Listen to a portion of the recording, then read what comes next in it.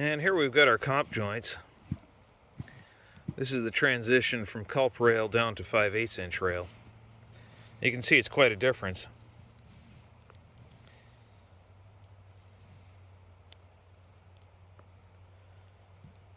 And the difference between maintaining railroad track with these two rails is quite a lot.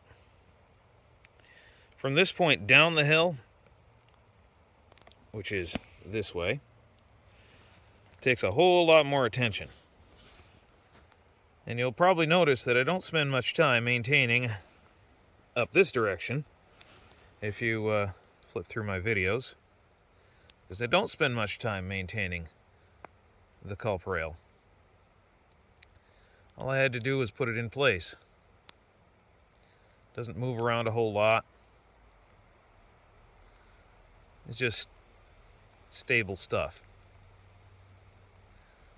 The 5/8 inch rail, it's not so stable, but it's rail, and that's why I use it. It was available, it was within my budget, and so that's what I used.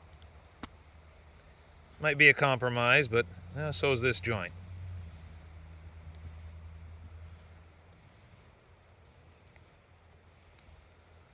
But when you're railroading on a budget, you make all kinds of compromises. And maybe you can't always afford the rail that you want. That nice 1 inch tall West Coast rail. So you have to settle for something different.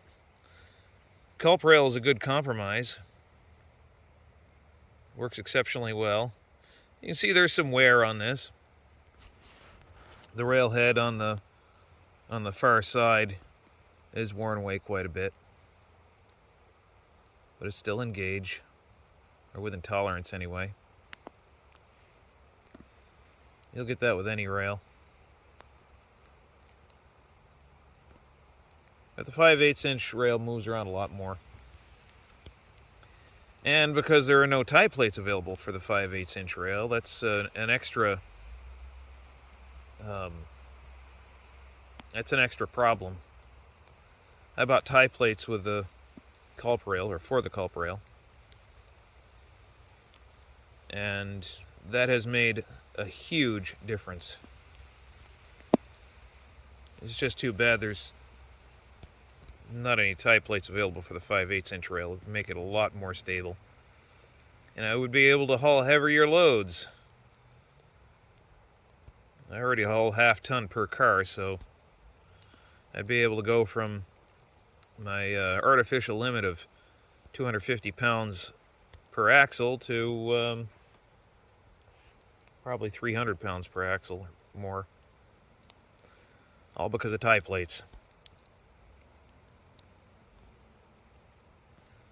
They're a lot more important than you may have thought.